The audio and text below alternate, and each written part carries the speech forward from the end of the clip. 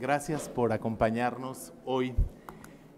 Yo soy David García Escamilla, quiero decir mi nombre completo. Yo soy David García Escamilla y soy director editorial de Penguin Random House.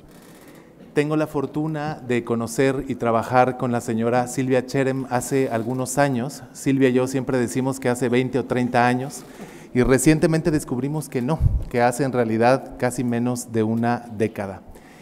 El día de hoy nos ocupa la presentación de este libro que se llama Por nuestras libertades, antes de que sea demasiado tarde. Es, por supuesto, más fácil vivir yendo con la corriente que poniendo los puntos sobre las íes, siendo valiente y diciendo la verdad. Es, por supuesto, como decía, que podemos vivir como si todo fuera un milagro o como si nada lo fuera. El nacimiento de un libro siempre es un milagro. Hay milagros que nacen a fuerza de valor, de abandonar las seguridades y privilegios, de arriesgar la vida por un ideal, del convencimiento profundo de lo que es correcto y del entendimiento del que peca tanto el malo como el que guarda silencio. Así nació este libro, así nació Por nuestras libertades, claves para entender el Medio Oriente y el oscurantismo que se avecina en Occidente. Silvia Cherem no voltea a otro sitio, no anda de puntitas ni con rodeos. Pone los puntos sobre las íes y eso es su especialidad. Silvia sabe, por supuesto, que es más fácil tener una opinión popular que una opinión correcta, que es más fácil dejarse llevar por la ola, como ya les decía, que nadar contra ella. Y aún así, Silvia elige el camino valiente, humano, ético y necesario.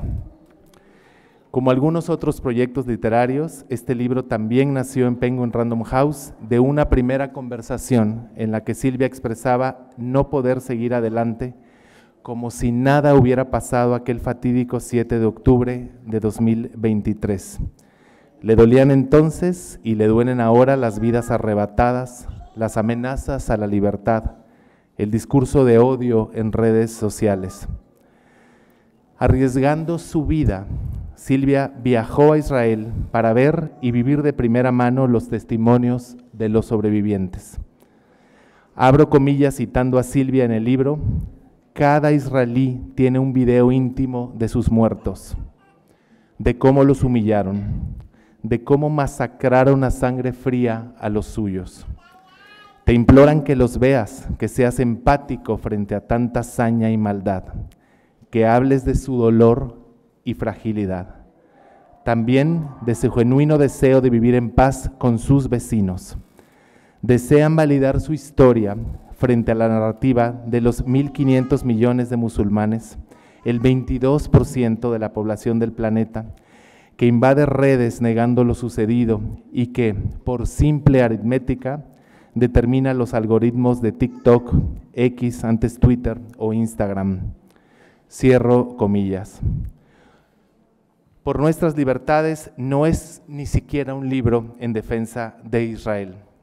Por nuestras libertades es un libro que señala la amenaza terrorista, cobarde y siempre presente del grupo Hamás contra las libertades de israelíes, palestinos y de quien se les ponga enfrente. Es profundamente atinado en ayudarnos a entender el contexto de los riesgos que vivimos en Oriente y en Occidente frente al fundamentalismo islámico. Jamás no busca de ninguna manera la paz. Queda claro a todo mundo. Aniquilar a Israel es su manda, cometer actos de terrorismo, sembrar el antisemitismo en la sociedad y, por supuesto, liquidar a la nación judía.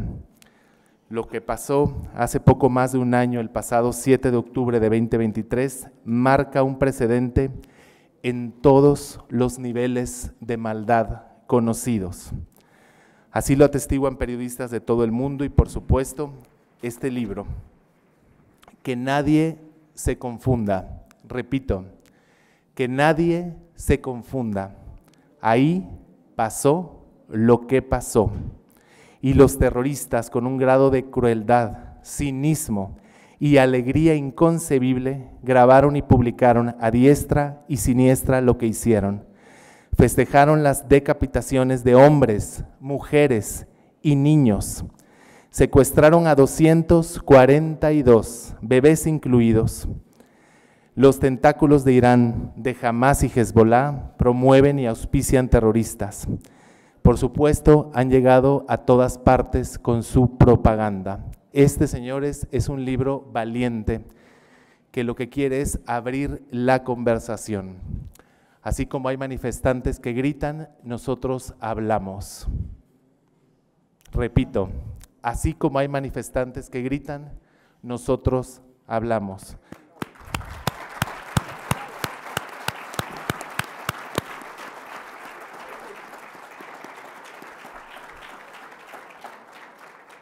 Bien lo señalaba Luther King, duelen tanto los actos de la gente mala como la indiferencia de la gente buena.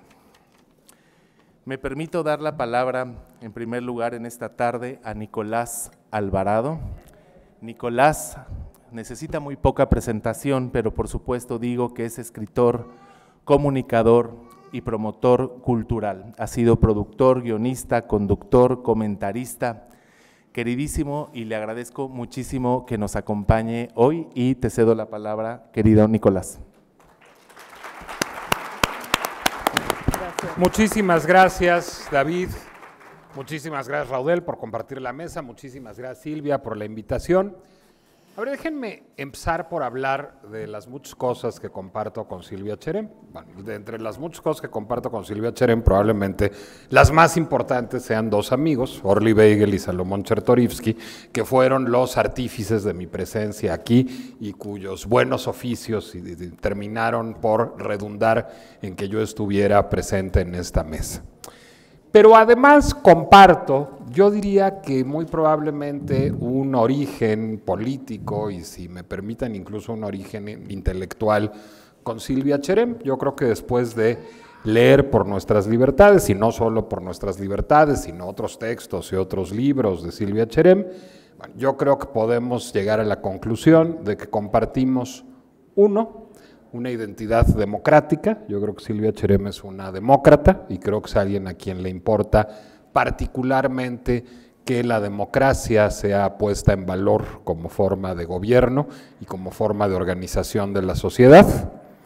Yo creo que Silvia Cherem es una liberal. Bueno, estaría difícil escribir un libro que se llamara Por Nuestras Libertades no siendo una liberal, es decir, creo que es alguien que a lo largo de su carrera, a lo largo de su trabajo y en este libro también reivindica las libertades individuales, reivindica las libertades ciudadanas y creo que reivindica los paradigmas democrático y liberal como los únicos paradigmas posibles o imaginables, cuando menos, para vivir en razonable armonía en el mundo en el siglo XXI.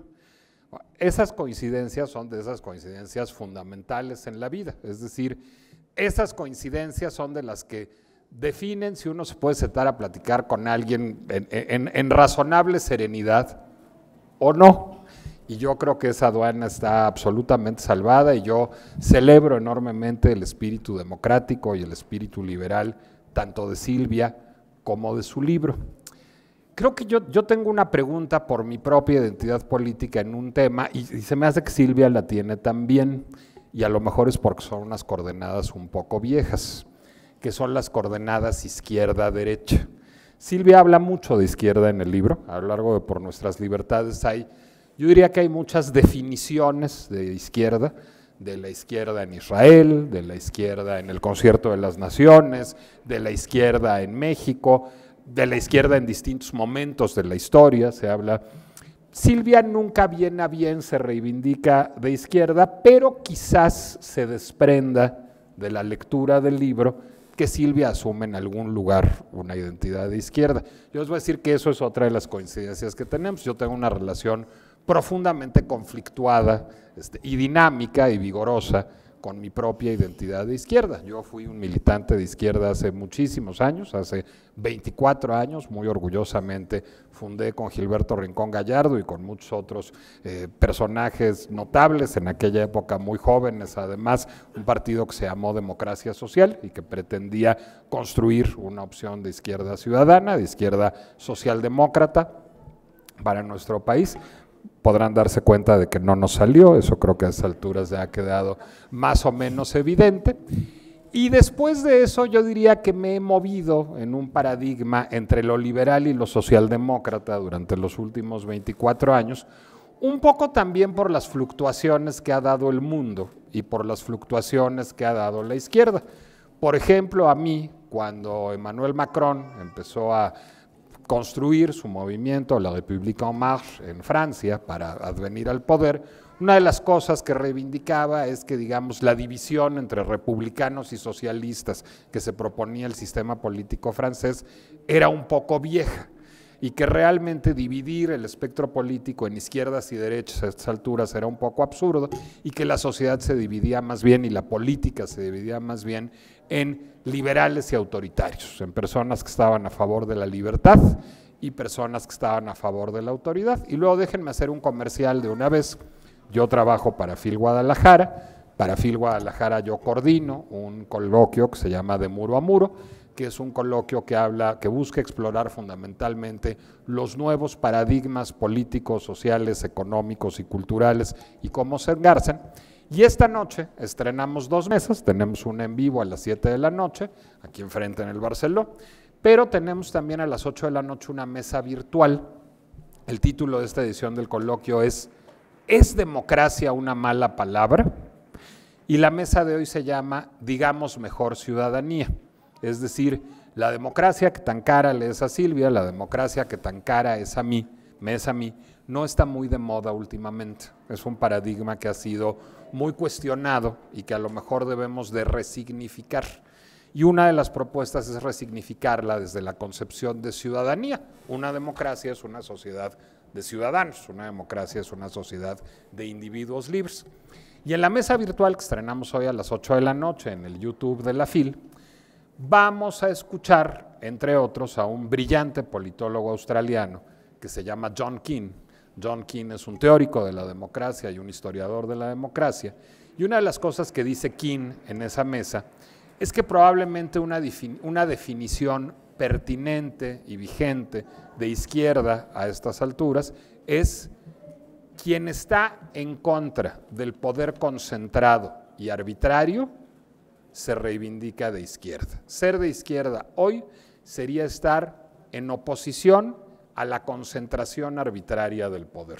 Caray, me pareció una definición extraordinaria y en ese momento me adscribo a ella. Si ser de izquierda es eso, yo soy de izquierda. Si ser de izquierda no es eso, yo no soy de izquierda. Y será bueno ahora, yo no lo voy a poder oír porque tengo que salir volado a otra mesa aquí enfrente, pero luego ustedes me chismearán qué dijo Silvia, o a lo mejor todavía me alcanza porque me quedan 10 minutos acá.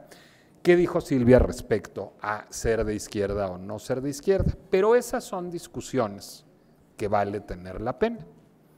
Bueno, más allá de esas muchas coincidencias que yo tengo con Silvia Cherem y otras, hace poco estábamos comentando ahorita que acabamos de firmar un desplegado juntos. Silvia me invitó a firmar un desplegado para objetar la ruptura de relaciones del Colegio de México con la Universidad Hebrea de Jerusalén y lo firmé porque es algo en lo que estoy plenamente de acuerdo. También tenemos algunas diferencias que descubrí leyendo Por Nuestras Libertades.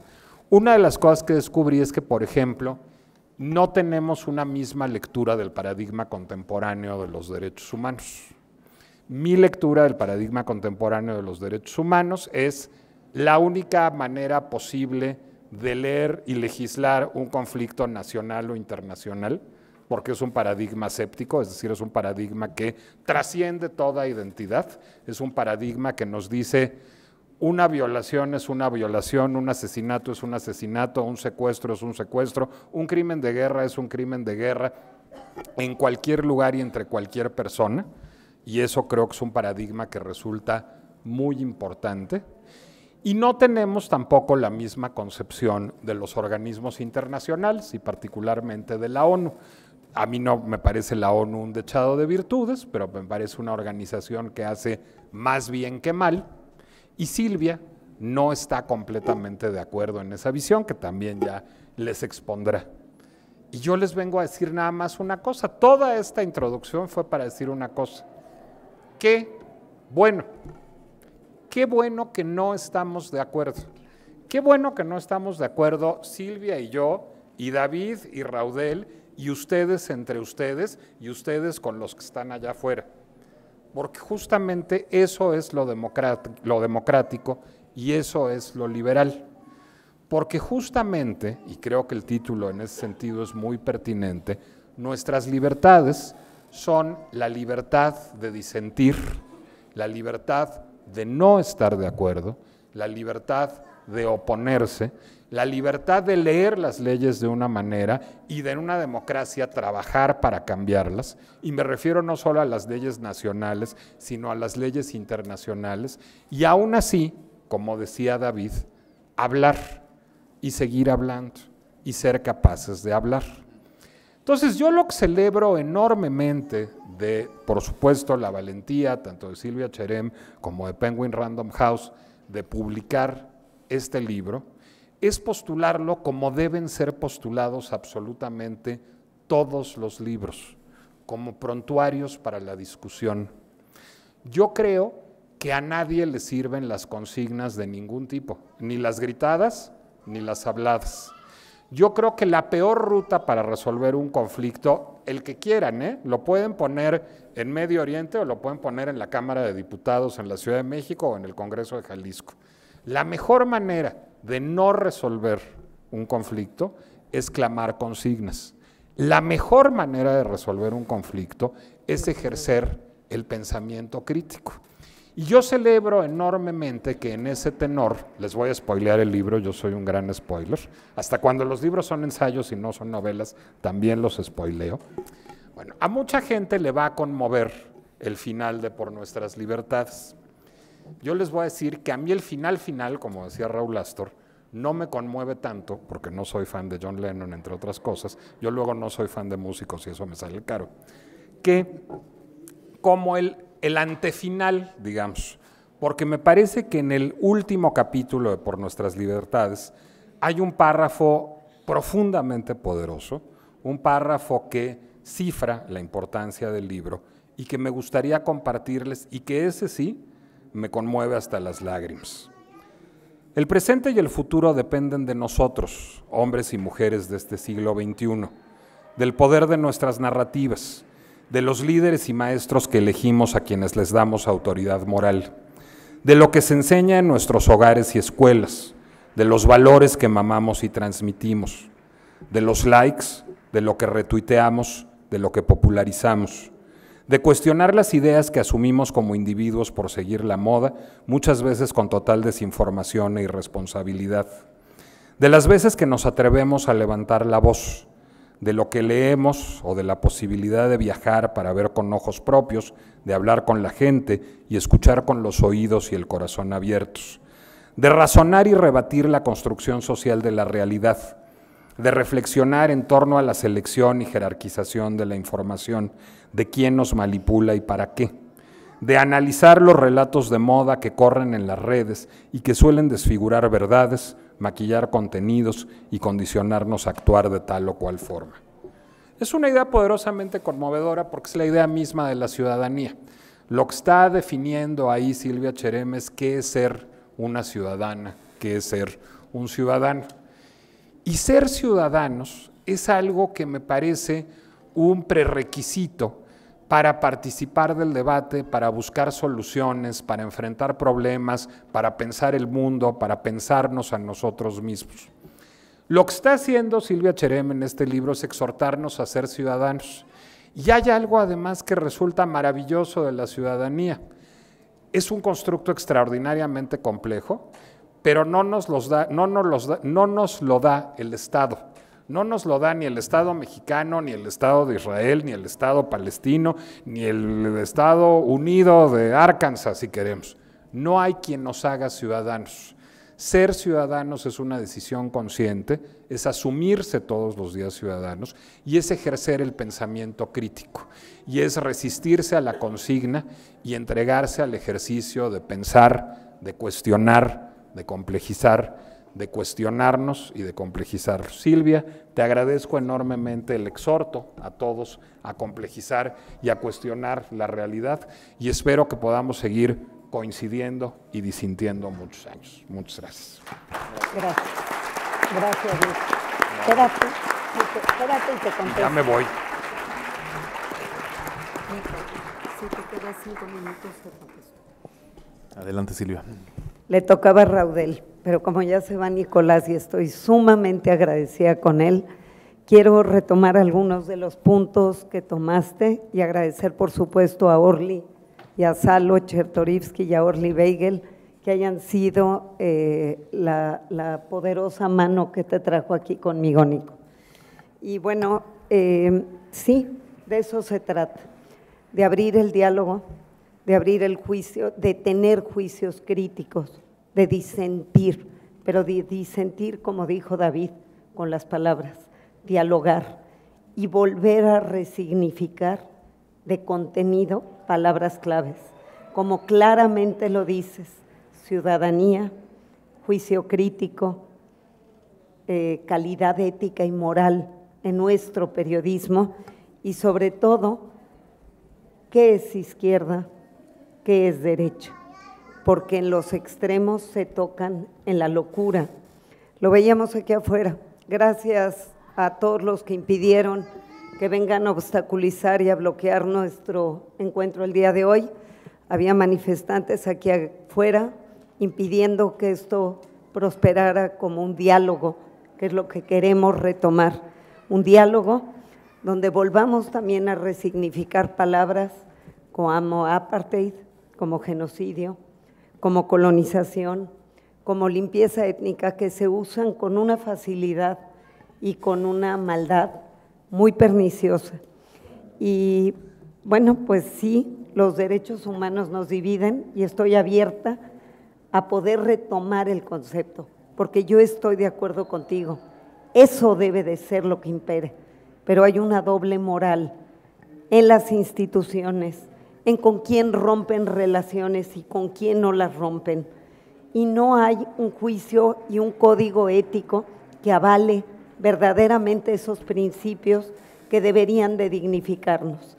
Así es que sí, tienes razón, pero en su aplicación ha habido una tabla rasa de ese sentido crítico, de esa capacidad de juzgar, de esa compasión que debería de haber.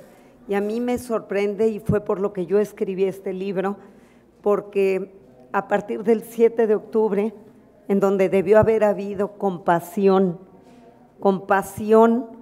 por un ataque bestial, una carnicería brutal, lo único que vino en muchas de las organizaciones de derechos humanos fue, y de los organismos internacionales como la ONU, fue un juicio muy severo a Israel.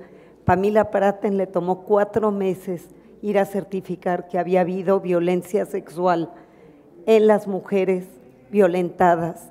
Dijo cuando fue, nunca en mi vida había visto tanta desgracia y lamento haberme tardado. Y esas fueron las palabras de ella. Y el Me Too dejó de ser para todas. Y aquellas que hemos defendido a capa y espada el feminismo y aquellas que nos hemos impuesto verdaderamente velar por los derechos de negros, de la comunidad homosexual, de la LGBTQ, y que hemos dado nuestra cara y nuestra fuerza y nuestra voz, nos encontramos desolados, encontrándonos solos. Y parece ser que se permitió, o que no se permite, y qué bueno, decirle a alguien gordo, decirle a alguien gay, juzgar a alguien negro, pero hoy se ha dado permiso a juzgar a los judíos de una manera terrible. Y es allí donde yo cuestiono el asunto de los derechos humanos y donde cuestiono a los organismos internacionales. Y qué bueno que abramos el diálogo, porque eso es lo que se necesita, dialogar. Oye, vi en el cóctel de Random, porque soy orgullosamente Random, al premio Nobel Abdulrazak Gurna, y le pedí, porque el diálogo se tiene que abrir, que me dedique los libros que he leído de él.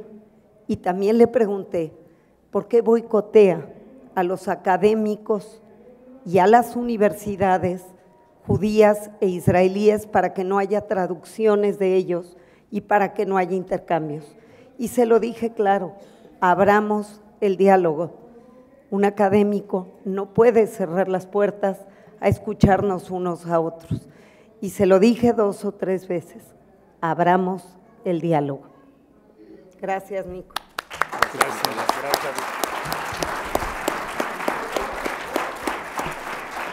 Gracias Nicolás Alvarado, que corre a otra presentación.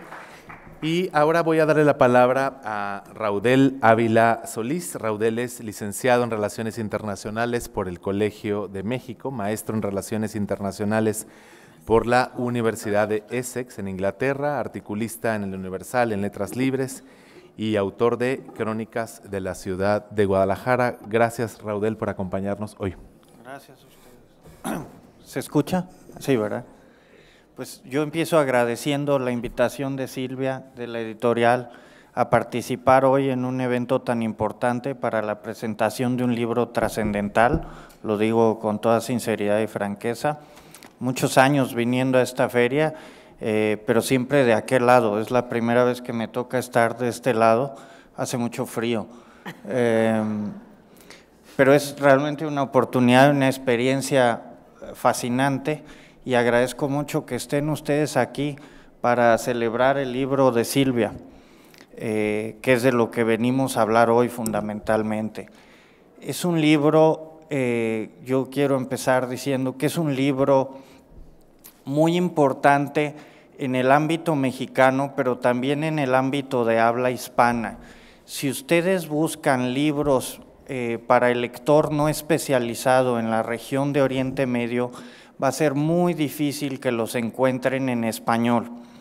En inglés y en francés hay toda una tradición de estudios y de especialistas que buscan dirigirse al gran público para explicarle las complejidades regionales de una zona tan explosiva como Oriente Medio.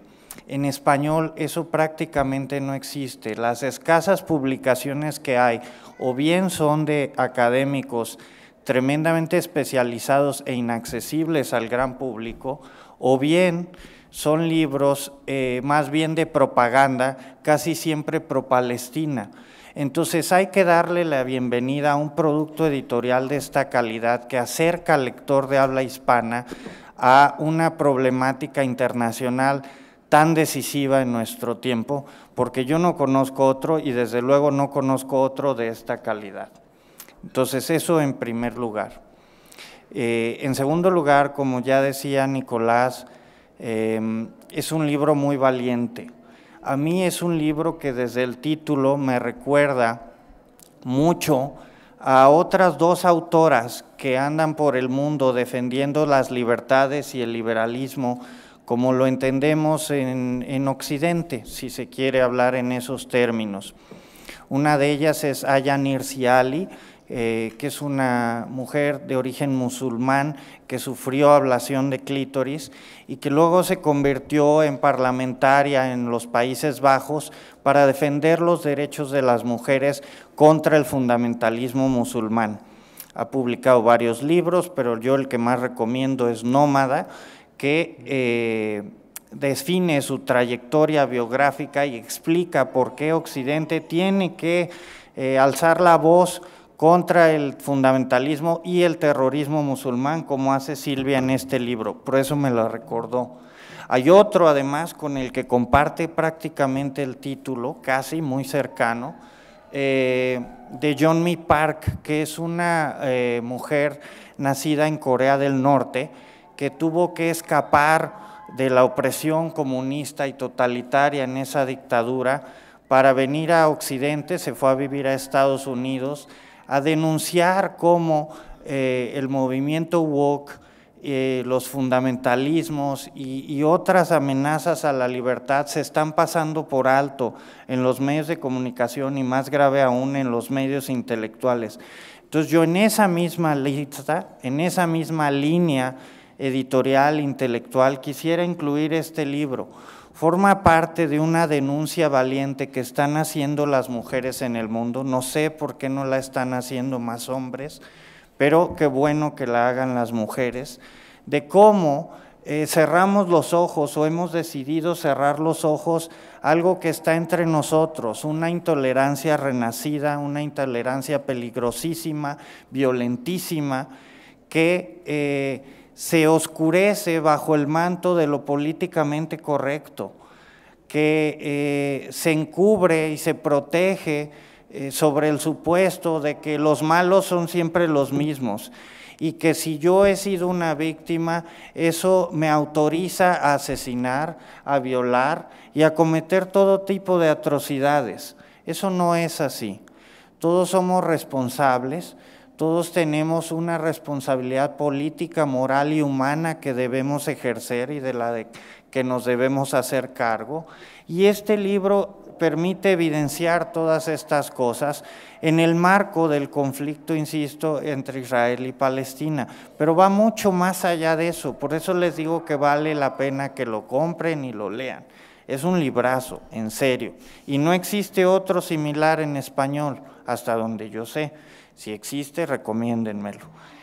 Pero por lo pronto tienen a su disposición que es un libro dividido en 2 o 3 secciones principalmente, ¿no? La primera de ellas es una reconstrucción periodística valiosísima, de gran calidad humana, sobre los sobrevivientes, fundamentalmente los sobrevivientes, diría yo, del Octubre 7, y sus testimonios de primera mano, que la autora se dio a la tarea de recoger uno por uno. Ahí están retratados de viva voz, en sus propias palabras, lo que vieron, lo que vivieron y a lo que sobrevivieron. Entonces, ese libro a mí me recordó mucho otro del periodista y escritor francés Emmanuel Carrère, que se llama V13, sobre los atentados terroristas también del fundamentalismo islámico en la discoteca Bataclan en París, allá en 2015. Este escritor se dio a la tarea de recoger el testimonio de las víctimas de la misma manera que lo hizo Silvia, aunque yo creo que Silvia, con un poco más de calidad y un poco más de cercanía, porque el tema la toca directamente y casi parece que nos habla de familiares y amigos suyos y hace que el autor los sienta como propios. ¿Ya se me acabó el tiempo? No. Perdón. La segunda parte es muy valiosa también, por lo que decía al principio. Yo no conozco otro libro en español, hay muchos en inglés y en francés, pero en español no, que detalle de una manera tan sencilla y tan accesible los orígenes y las motivaciones y las derivaciones del conflicto en Oriente Medio. Si usted no sabe nada, y no tiene por qué saber quizá sobre este tema, este es el libro indicado para empezar a conocerlo. Este es el libro indicado para que uno empiece a sensibilizarse y familiarizarse lo que pasa todos los días allá, de ambos lados. Entonces, es un libro que le explica de una manera muy sencilla cuestiones que, se lo digo yo, que estudié Relaciones Internacionales, toman muchos años de estudio, pero aquí Silvia los desmenuza de una manera verdaderamente impresionante por la facilidad con que uno las termina entendiendo. Entonces hay que rescatar eso, hay que leerlo y hay que aprovecharlo. Yo creo que es un libro que debería emplearse incluso en las universidades, las preparatorias y en los cursos, porque, insisto, para aquellos que no tengan ningún acercamiento previo con el tema, es realmente provechoso. Finalmente, quiero hablar un poco de la autora. A diferencia de Nicolás y a diferencia de su editor, yo acabo de conocerla, ¿sí? Es la segunda vez en mi vida que la veo, y tuvo la generosidad de invitarme a esta presentación, no sé por qué, pero Lo agradezco sinceramente por la oportunidad de participar en la difusión y presentación de una obra tan importante. Se los digo de verdad porque es mi ámbito profesional, el estudio de las cuestiones internacionales, y yo no me había topado con otro libro de esta calidad. De modo que sinceramente luchen por comprarlo y luchen por leerlo. Hasta ahí lo dejo para que hable la autora.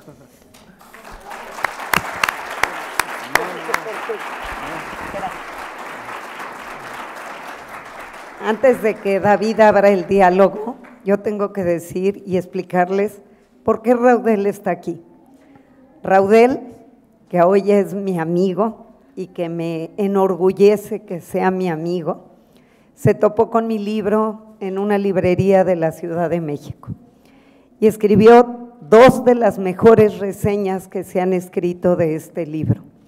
Me moría por encontrarlo, me moría porque alguien me lo presente y acercarse a mí, y nos fuimos a cenar y hoy somos amigos y fuimos cómplices de ese desplegado del Colmex. Él es egresado del Colmex, él trajo a muchos firmantes del Colmex y yo agradezco que una gente tan valiente como él abra el diálogo. Eso es lo que queremos, abrir el diálogo, hablar, tender puentes a la paz, puentes al entendimiento, y claro que se puede. Muchas gracias, Silvia. Muchas Gracias, gracias. Raudel. Gracias por acompañarnos. No, gracias por invitarme, aunque haga frío. La palabra le corresponde ahora a la persona a la que venimos a escuchar. Silvia Cherem Sacal es periodista, escritora especializada en entrevista y en algo que yo he dominado, la crónica Cherem. Ha publicado entrevistas de largo aliento con destacadas personalidades del mundo cultural, no solo mexicano, sino también internacional, así como reportajes y crónicas. Es autora de muchísimos libros, de numerosos artículos, por fortuna varios libros de ellos con Penguin Random House, como Ese Instante, Esperanza Iris, Al Grano, y por supuesto el libro que hoy nos ocupa, Por Nuestras Libertades. Fue además Premio Nacional de Periodismo en el año 2005 y les pido por favor un aplauso fuerte a la valentía de Silvia. Bravo Silvia.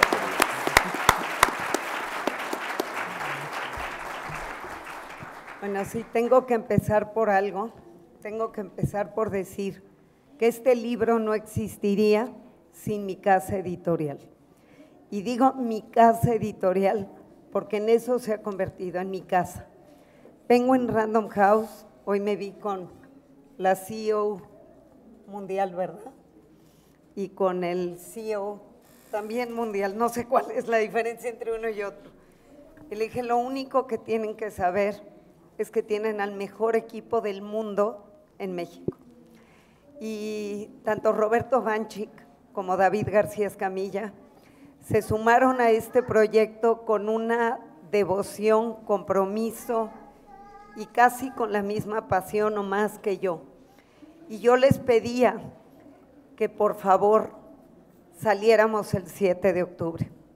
Y Javier Velasco, a quien le agradezco infinitamente el prólogo que escribió para este libro y que lamento que no pudo estar hoy aquí con ustedes, pero que ha estado en 2 presentaciones en México, se sumó de igual manera, de una manera totalmente fortuita. Cuando yo empecé a publicar, y ahorita me regreso a lo que empecé a publicar en periódicos a partir del 10 de octubre, unos días después hubo no fue unos días después, ¿verdad? Fue meses después, Sí. El cóctel de Penguin Random House, donde nos apapachan a los autores de una manera que ninguna otra editorial lo hace. Y allí Javier Velasco, que estaba también con Paco Calderón, a quienes quiero de una manera muy profunda, me dijeron, felicidades por lo que estás escribiendo. Y les dije, estoy soñando, era febrero, con escribir un libro. y Javier me dijo, lo que hagas, yo prólogo.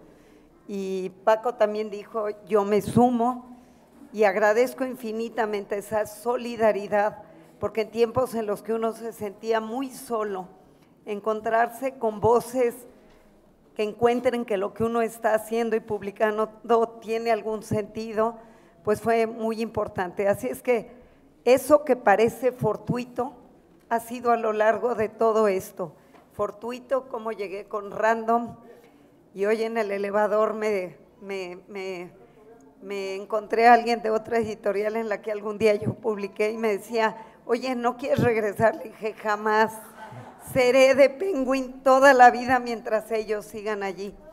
Y así igual fue Raudel que se acercó y así fuiste igual tú, Orly y Salo Chertorivsky en un mismo día de decirme Nicolás Alvarado tiene que estar allí.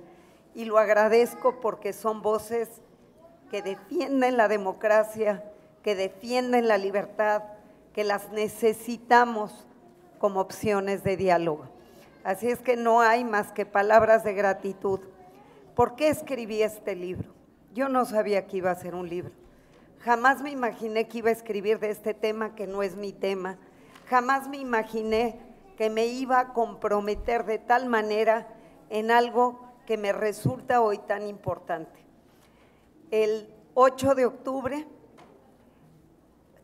en el foro de mujeres que yo dirigí, y que sé que tengo a todas mis amigas allí y que me quieren y me respetan, el International Women's Forum, alguien postea ese mapa falaz que seguramente algunos de ustedes o todos vieron, donde se falsea la realidad para hacer creer que Israel se robó la tierra de los palestinos y que con razón pues hoy están reclamando de la manera que sea, como si eso se permitiera de la manera que fuera.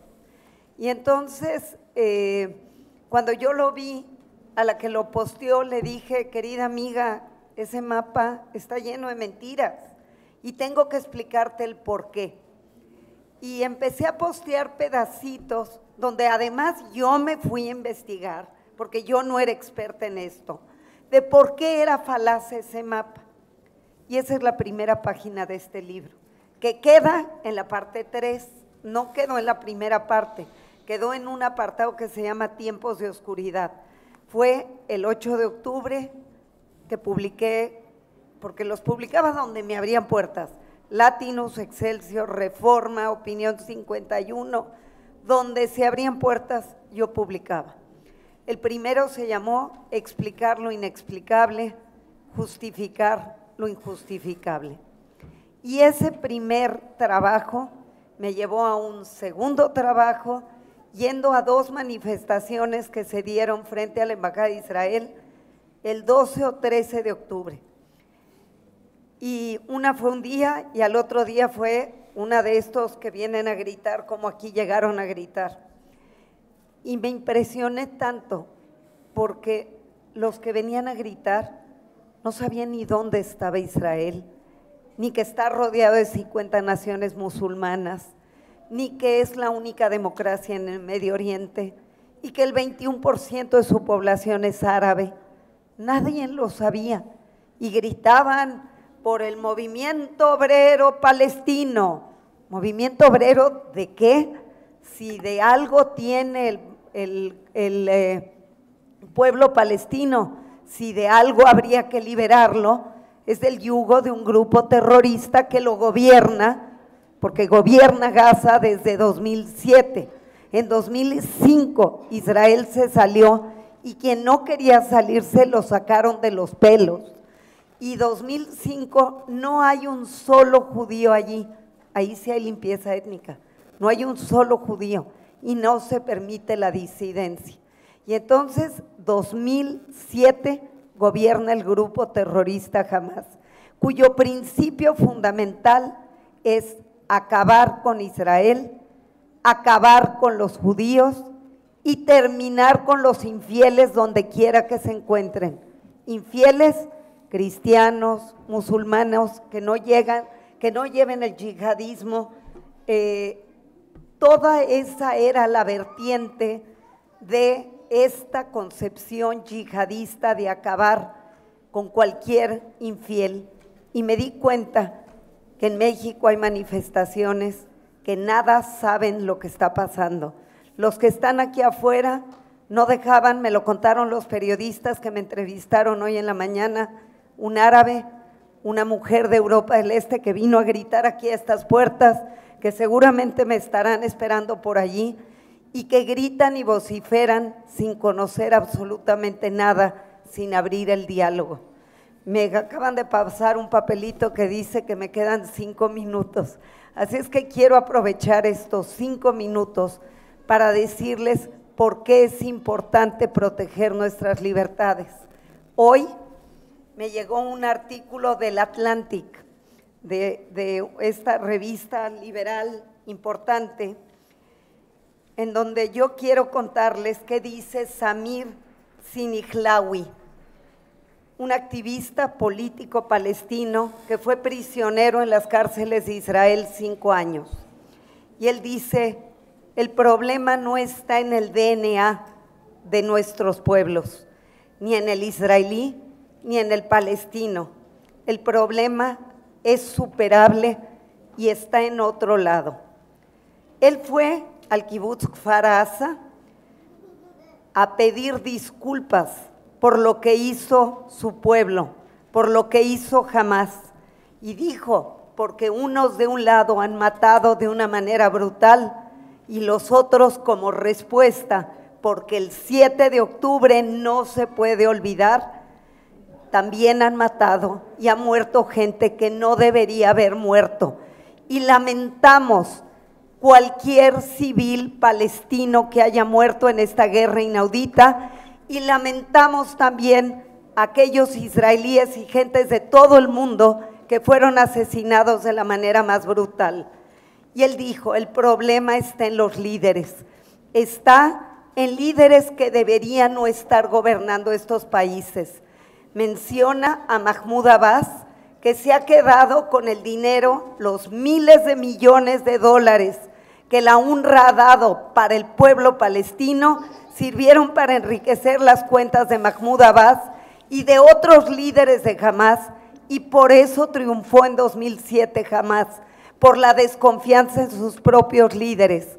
Dice él también, Netanyahu no debería estar en el poder, pero no por genocida, sino porque debilitó todas las estructuras de la democracia y porque hoy emprende una guerra que no debería de haberse dado jamás, porque nunca debió haberse permitido esta guerra. Pero dice él muy claro, quien está detrás de todo esto, meciendo la cuna del Medio Oriente, es Irán. No perdamos de vista que es el Irán de los ayatolas, donde las mujeres no tienen posibilidades de ninguna especie, si no están cubiertas con el hijab, la policía de la moral los mata. La comunidad LGTBQ no sobreviviría más, no sobreviviría ni medio instante en Irán. Irán, que Arabia Saudita no quiere tener relaciones con él. Irán, que Egipto no quiere tener relaciones con él. Irán, que ha debilitado el Medio Oriente y que hoy en Siria está dándole la mano a Assad, que mató a 500,000 personas en la guerra civil y que no provocó ninguna manifestación en el mundo. Por eso digo que hay una doble moral. Y todo el que quiere paz, lo dijo muy claro, tiene que ser enemigo de Irán, porque es Irán quien arma a Hezbollah, a Hamás, a los Houthis, a las milicias en Irak, a las milicias en Siria y a las milicias en Cisjordania. Y dice él, y con esto voy a terminar, tenemos que levantar la voz contra quienes en Occidente no entienden lo que están haciendo cuando dicen que apoyan con banderas palestinas, que apoyan y que gritan Free Palestine y Free from the river to the sea y no sé cuántas tonterías más. Quienes hacen eso nos debilitan a las voces críticas que queremos la paz para ambos pueblos, y me sumo a eso. Yo quiero paz para Palestina y quiero paz para Israel. Y esta guerra se terminaría, como claramente lo dice Samir Siniklawi, si liberaran a los 101 secuestrados todavía en los túneles de Gaza, incluyendo a 2 bebés que llevan 400 días en los túneles de Gaza, y si terminaría con esto esta guerra que no tendría por qué haber sucedido nunca más. Paz para Palestina, paz para Israel. Muchas gracias.